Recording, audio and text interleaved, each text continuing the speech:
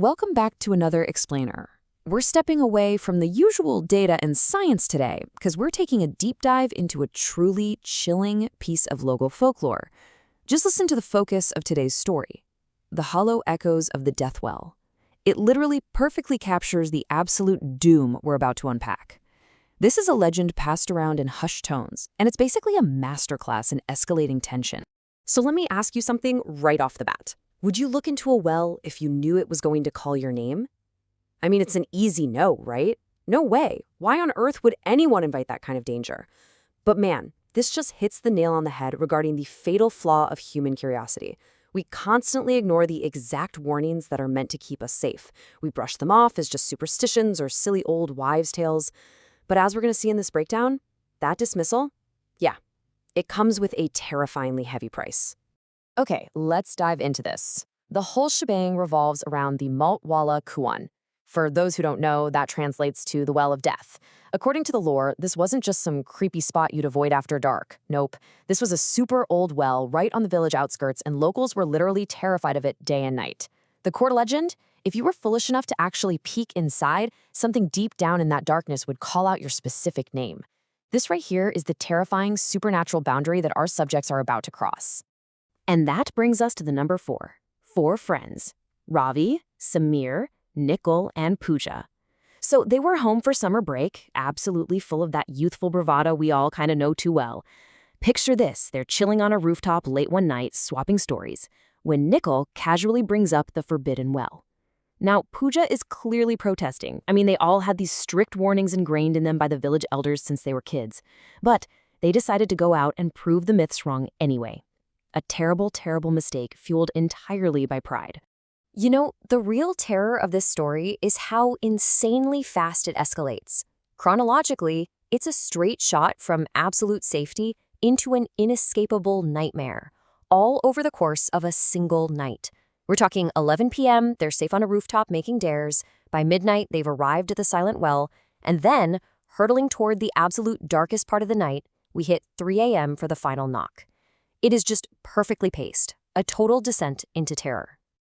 Now, pay attention to the stark environmental contrast as they were walking. Back in their normal world, they were loud, boastful, totally dismissive of the local myths. But the moment they approached the brickwork of that well, they crossed a supernatural threshold. The wind just stopped. The crickets completely vanished. There was this unnatural, heavy, dead silence. It was honestly as if the entire world had just held its breath. So standing in that suffocating silence, Ravi is still trying to play the brave leader, right? He walks right up, leans over, and peeks directly inside the well. Instantly, that boastful smile of his just vanishes.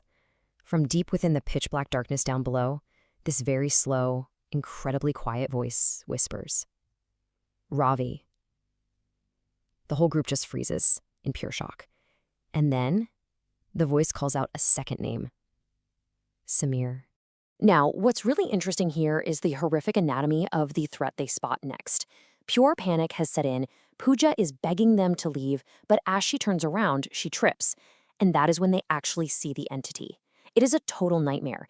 It's draped in these stark white clothes, and it has this extremely tall, just unnatural stature. Its arms were so wildly disproportionate that its hands were literally dragging along the dark ground. And the face? Completely pitch black, like a void. No features whatsoever except for 2 blindingly glowing white eyes. Boom! Adrenaline kicks in. They break into a desperate, frantic sprint back toward the village, just running for their lives. But as they run, over the sound of their own pounding feet, they hear it.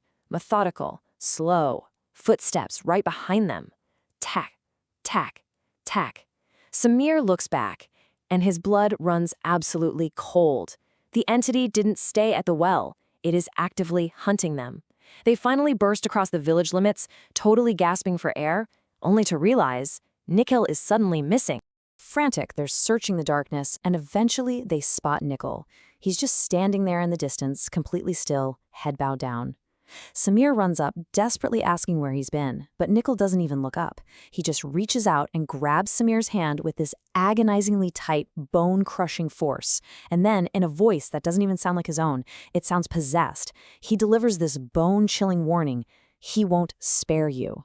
Terrified, Ravi rips Samir away and the three of them scatter, basically fleeing to the assumed safety of their own homes. They really thought they'd survived.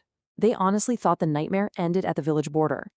But I want to pause the narrative for a second here. Who was knocking on Ravi's door at 3 a.m.? Put yourself in his shoes for a minute. Imagine waking up in the dead of the night, in the safety of your own bed, to the exact same sound you thought you had just escaped. Ravi wakes up drenched in a cold sweat, because echoing right outside his bedroom door, he hears that exact same pacing from the dirt path. Tack, tack, tack. His entire body starts trembling. Then a voice slowly whispers his name, Ravi. And you want to know the most deeply unsettling part of this whole thing? That voice on the other side of the door, it belonged to Nicole. Absolutely terrified, Ravi creeps over and peers out his bedroom window. He sees Nicole standing outside in the yard, perfectly still. But towering right behind him in the dark, it's the entity. And the details here are just horrific. The entity has evolved from that distant shadow into an inescapable, up-close nightmare. Its face isn't just a black void anymore. It's horrifyingly visible, completely torn down the middle, like a massive, jagged wound. And it's flashing this twisted, impossible smile, literally asking Ravi to come down. Paralyzed, Ravi slowly backs away from the window, just desperate to retreat into the safety of his room. But then, his heart stops entirely. A soft voice whispers, Ravi. But this time, the sound isn't filtering in from outside the window. No, it's coming from inside his locked bedroom. He slowly turns around, and there, crouching in the darkest corner of his room, are those two glowing white eyes. The next morning, when the frantic villagers finally broke down Ravi's door, the room was completely empty. The door had been locked securely from the inside. No sign of a struggle, no sign of Ravi at all. The only thing left behind was a final, stark warning scrawled across the bedroom wall, seemingly written by unseen fingers. Mat chunkna. Don't peek. It is such a brilliant, terrifying conclusion to this lore. And it leaves us all with one haunting question to carry with us. The next time you are warned not to look into the darkness, will you be able to resist the urge to peek? Thanks for joining me on this explainer. I'll see you next time.